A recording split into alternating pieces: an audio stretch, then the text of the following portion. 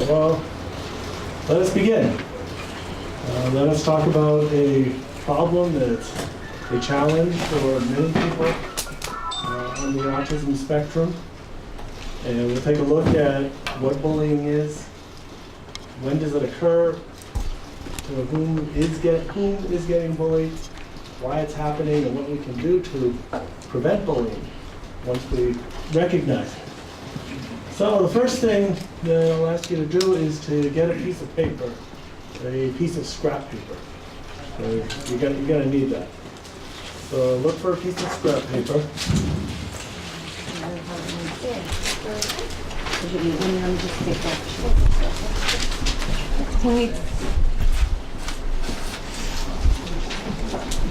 Oh yeah.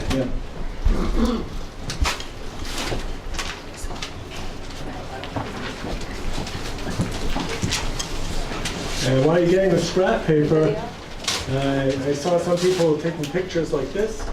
And here this stuff is meant to be shared, so you can take as many pictures as you want. You can all get out your iPhones or iPads and just take whatever you want. And use it as you see fit. You can put it on Facebook or Instagram or bring it back to the place of work if it's useful there. So you can take all the pictures you want. That's fine with me. So you've got your piece of paper, and we're going to carry on by taking that piece of paper and crumpling it up. So you're going to crumple it right up. All right, so really crumple that bugger up. Now put it on the floor and you can stomp on it right in front of you. Okay, very good. Don't rip it, just kind of make a mess out of it. And then when the paper is good and messed up, you can put it back on your desk. So put it back. And now apologize to the paper. Sorry. Yeah, apologize. Carl, apologize to what you did. You're sorry to the paper. And let us consider the paper. Smooth it out nicely. It did start out as a nice piece of paper. And as we consider that, as we consider what the paper looks like, well, how does it look? Rough. It looks rough. Opposite, it looks rough.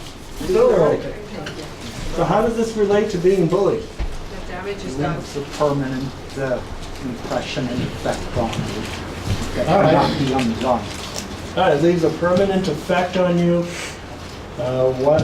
Bullying has lifelong implications. There's research suggesting that. There's a lot of research in terms of bullying and what it does to the effect for people in adulthood. So that's something to keep in mind. It also underscores the importance of recognizing bullying when it occurs and then doing something about it when it happens. So we're going to take a look at developing an awareness of bullying. When does it occur? What do we do about it? And what we can do about bully-proofing schools and the community. So let us start with a little bit about me. We'll take it from the very beginning. Things were pretty typical at first, at 24 hours of age. My wife says, I look like an egg. And then, at 18 months, what I call the regressive autism bomb exploded. And that happens to about 30% of us on the autism spectrum. And what happens at that 18 to 24 months is that we have a loss of functional communication, meltdowns. I withdrew from the environment. So in brief, I became a pretty severely affected child on the autism spectrum. And my parents were asking the questions, where does autism come from? What do we do about it? So on that note, let us sing to the tune of Where Oh Where Has This Little Dog Gone? This is a chorus class, not an autism class. So let's begin. Ready, go. Where, oh, where did this autism come from? Come on up. Oh, where, oh, where where can it be? Sopranos in the back. With mysteries cut long and eye contact cut short. Together. Oh, where can it be from? All right, that was pretty good. I think with a little bit of work, we'll be ready for the spring concert. We need to focus on intonation, breath support, and singing together. Also, just that to my first of, I'm sure, many brief comments, that the autism bomb, occurs probably with even more people on the spectrum than you realize, because for some of us, in your case, it was like a thermonuclear device, whereas in my case, it was probably more like a small stick of dynamite, but still, it's the same effect that a lot of the symptoms can kick in, and traits at that around age 2.5, or say between 2 and 3. Yeah, that's right. So that's why I said that the autism bomb strikes in its thermonuclear form for about 30% of us. For others, something perhaps seems apparent at birth.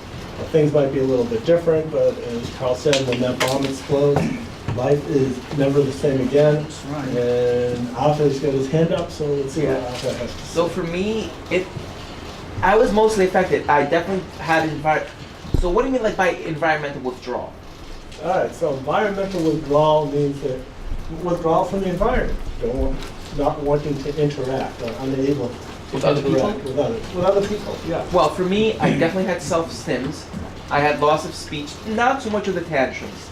All right. As a child, I never really had tantrums, but I definitely had environmental withdrawal, self-stims, and loss of speech. The tantrums came as a result of bullying, actually. Yeah. Well, that makes sense. And could it be that if anybody else, say Arthur, you didn't have autism, but you were still bullied, would you still have tantrums? Yes. Yeah, you probably would. And that's what bullying can do to people. So we look at the autism bomb, and I believe that we have the technology, we have the know-how, we have the wherewithal, so that autistic individuals leading fulfilling and productive lives can be the rule rather than the exception. So what did my parents do? Well, after a year, it took them a year to find a place for diagnosis. Fortunately, my parents refuted the professional's recommendations for institutionalization to a place like Willowbrook, because that's what a diagnosis of autism, that was the prognosis. You get sent off to an institution. And that's all people knew. My parents knew otherwise, and they convinced the school to take me in about a year. So it was during that year that my parents implemented what we would today refer to as an intensive home-based early intervention program. And this was a program that emphasized music, movement, sensory integration, narration, and imitation. So if we look at today's approaches, probably look like something that we find at maybe the Rebecca School, which is floor time, or one of the other developmental, cognitive, or affective approaches we have today. So that's what my parents did. And how did they get through? Because there was definitely that environmental withdrawal. My parents tried to get me to imitate them. So how do you connect to someone who has withdrawn from the environment and doesn't respond to imitation?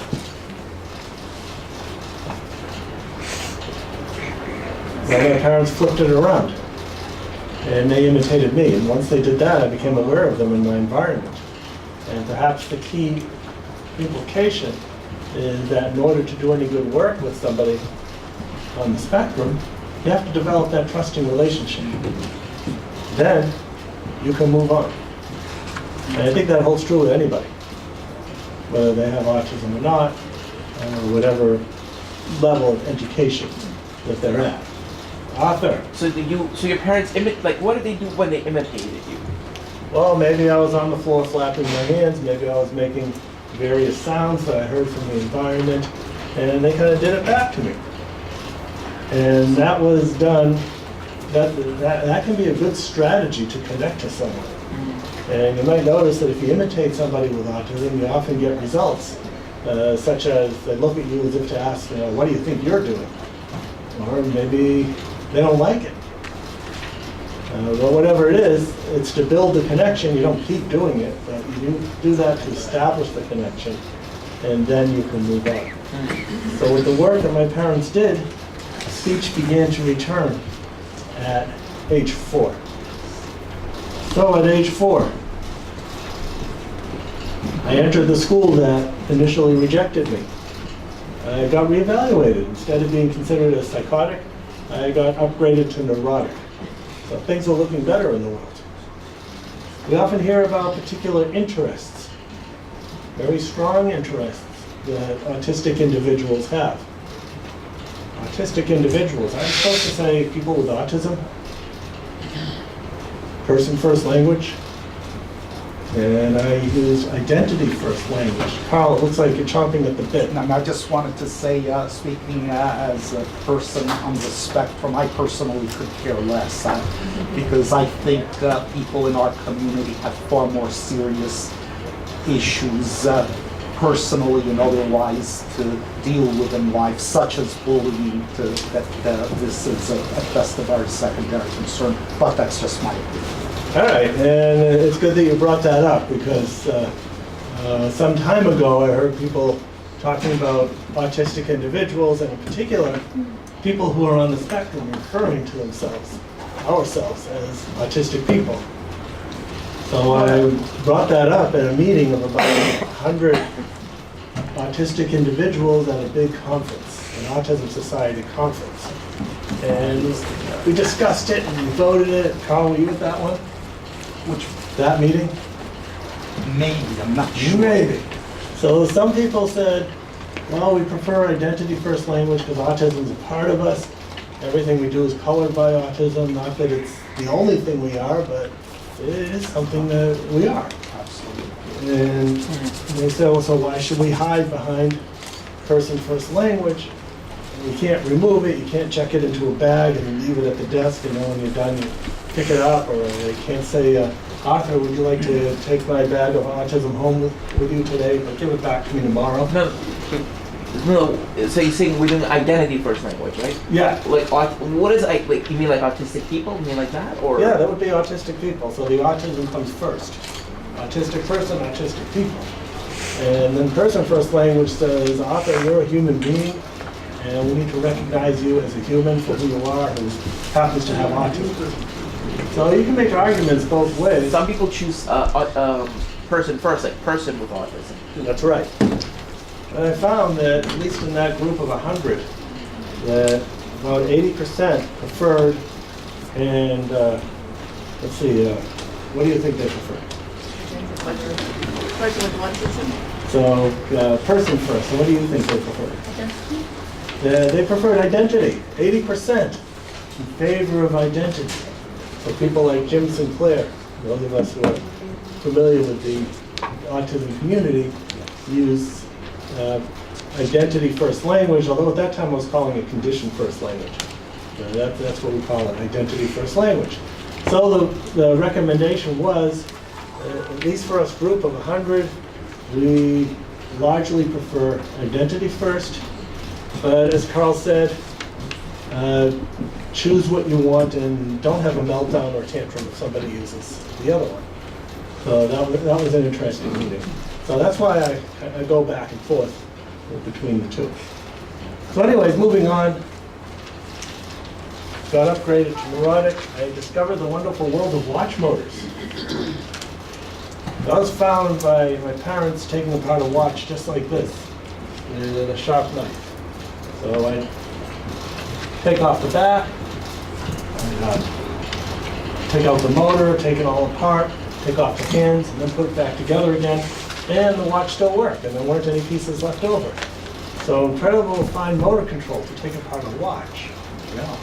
But where does that fine motor control go when it comes to penmanship?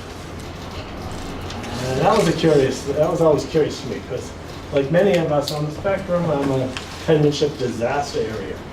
One of the worst things I could experience in school, other than bullying, was to walk into a room with a paragraph on the board. Because what does that suggest to the average elementary school child? You gotta copy it. You gotta copy it. It would take me all period to get through a few words, and everybody else had gone to recess. So, but now we know what to do to help people on the spectrum with difficulty with the physical act of penmanship. So what did my parents do? Instead of looking at the closed door of disability, disorder, and deficit, they looked at the open door of ability, and so they provided all kinds of other devices to take apart and put together. So that is why I use what I call an abilities-based model of autism. So often we look at what the autistic individual cannot do. If you look at a report, after the description of, we have Carl over here who has wonderful and handsome curly hair and sparkly brown eyes. And you get through the description, the flattering description, and then it gets to presenting problems.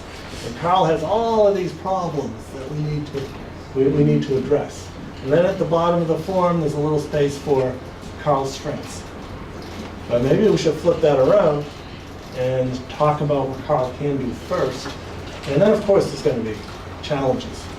There's got to be. How many of you believe autism brings significant challenges? Yeah.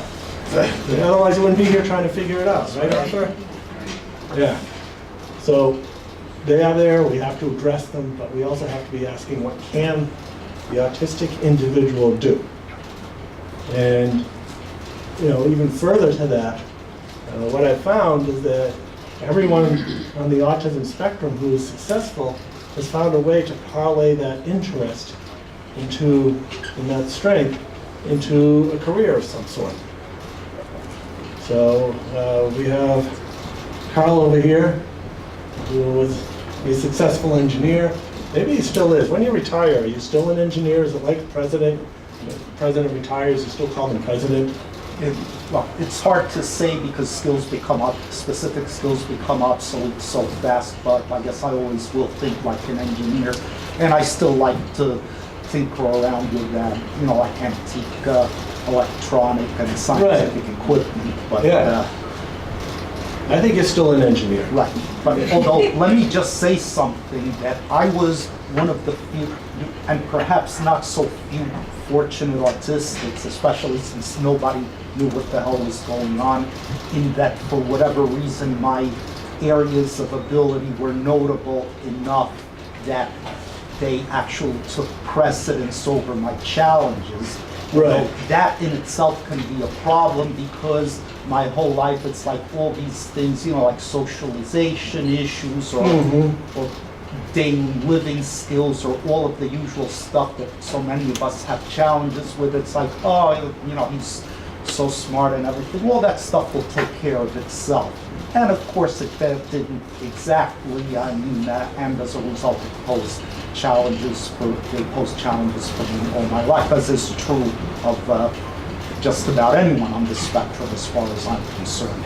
Yeah, exactly. So Carl is this weird kid who was especially good in certain areas. Right. And what so often happens is this leads to bullying. Carl is so good at math or whatever engineering-ish type things. Taking things apart. Yeah. Why can't he figure out how to get along with his classmates? Right. Why can't he figure this out or that out? Right. Because one of the aspects of autism that's not often discussed is the spiky skill set, spiky profile. And what that means is that the stuff we're good at, we're incredibly good at. And the stuff we're not good at, yeah. So that's about the size of it. So taking apart watches. My parents supported this and provided other devices to take apart and put together. And it's important to make a big deal about that because that might be an area of strength. So meteorology, easy as that.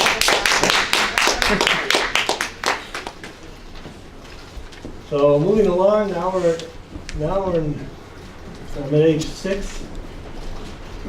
It's regular school kindergarten. That was a social and academic catastrophe. You know what happens to people who are different in grade school? Bullying. And punishment by the teachers. Yeah, you can get bullied by the teachers too. Right. So repeating the letter B over and over again, I guess, didn't endear me to my classmates. And I didn't know how to interact with them in a way that they could understand. or interact with me. I was interested in different things. I wasn't interested in kickball or various sports or watching TV, but much rather would have, when I did, nerd into my chemistry set, take things apart, take apart radios. In those days, I'd visit all of the yard sales in the area and pick up an old tube radio for maybe 25 cents. Take that apart and get it back together again, and combine radios and other At age things. 6? At age 6. Maybe that was more like 8. That's By the time incredible. I was getting to radios. So, a lot of bullying.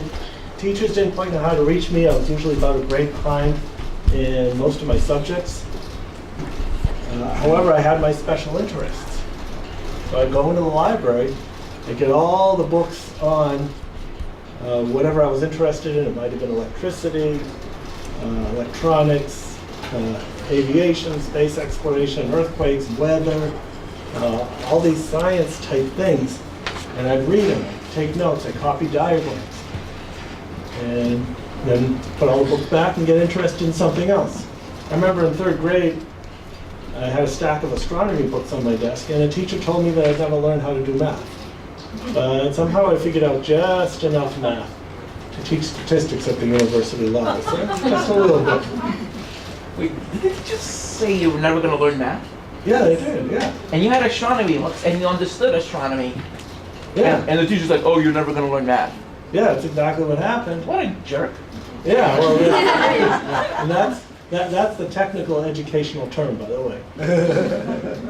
Today, there's much less of that, and Arthur would be calling much fewer teachers jerks because many more teachers would notice this as a special interest and find a way to use this interest, just like they do in the NEST projects that we see in a number of schools. I think 43 schools here around Manhattan, and I think in Brooklyn, and now recently out in Denmark, where they do focus on strengths and they focus on abilities. And the students there are much more successful. So, moving along, what is bullying? It was certainly happening in elementary school, during kindergarten, and let's take a look at just how much of this there is. I watched this presentation on YouTube. Yeah, it's on YouTube, so you can watch it as many times as you want. I did. Let's see if we can get it to... There it goes. Well, not this one. The numbers are pretty shocking. There was some research done. This is research based in the United States, but I think it probably generalizes fairly well. And what was found by the authors of Perfect Targets, she found that students on the autism spectrum are bullied 46.3% of the time. And if we go deeper into the research, it becomes more interesting.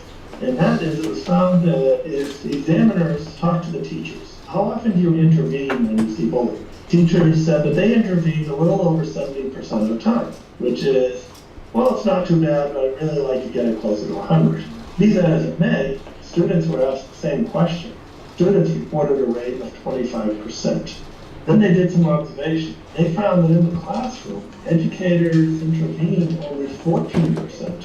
On the playground, which has relatively less structure, now you're down in the single digits, so 4%. So that was done in preparation for talking about bullying in Australia. So I think it's pretty much the same here. For those of you who prefer text rather than moving pictures, that's the same information. So what we know is that there's a severe lack, or at least when this research was done, a severe lack in recognition of bullying when it occurs. And that educators believe they're intervening and seeing bullying a lot more than they think that it's happening. But bullies are experts at conducting their business, you might say, when teachers aren't looking. So a very simple example might be, I'm sitting next to Arthur over there and kind of poking him. And I know that Arthur is tactfully defensive, and it's also easy to get him riled up. So I'm doing my teaching stuff, And while I'm turned at the board, I'm poking Arthur kind of like that, a little bit. And I know Arthur's going to blow up. He's gonna slug me. So I time it just right, where I give him a little tap. Arthur slugs me. Teacher turns around and sees that, and then I complain to the teacher. Teacher, Arthur hit me again. So that's. And then I'm gonna be like, well, he's been poking me the whole day. Yeah, but I didn't see that. I'm the teacher, and I'm the boss. So. But imagine Then you there's get in trouble. But imagine there's a camera in the classroom. Yeah, well, that's why they're talking about putting cameras in classrooms. So what is bullying? This is it. It's unwanted, it's aggressive amongst individuals. There's an imbalance of power, which is a very important aspect of bullying. And the reason why it's so important is that it's not used as much now, but I still hear it. Arthur, just ignore the bullies. Or Arthur, you gotta stick up for yourself. And why am I asking Arthur, who has the least amount of power in the relationship? It's a bullying victim. Yeah, as a victim, to do most of the work. So addressing the bullying doesn't lie with Arthur. I mean, certainly Arthur's my partner in working it out, but it lies with the adults in the room. So that's important to keep in mind as well. It has the potential to be repeated. So even if the bully does something once and never again, but there's a threat that it could happen, that's enough to be a bully. And it's also important to separate bullying from conflict. Sometimes I hear people talking about conflict resolution. Perhaps Arthur and I need to engage in some sort of conflict resolution. But actually, I don't have any conflict with Arthur at all. I just like poking him and seeing what he does. And he kind of wiggles a little bit too, which is really, really funny when I poke him. So it's not conflict resolution. Bullying is something else. Oh. Question. Yeah. Hi. Could bullying also become, can it also be passive? Because I work in a school, you know, in a specialized school, and I work with kids, all levels of degrees of ability, and a lot of them have, some of them are in the inclusion program with the regular mainstream school kids. And I noticed one form of bullying, I had one kid who was really, really upset, and the kids will not include him. So it's not like they're hitting him or pushing him, they just won't include him, which is very, I mean, it hurts when you're a kid. Yeah, and an adult too. Sure. Yeah, that's called the social bullying. You're going to take a look at the types of bullying. That is a type of bullying. And that's a real challenge, mental health. And it just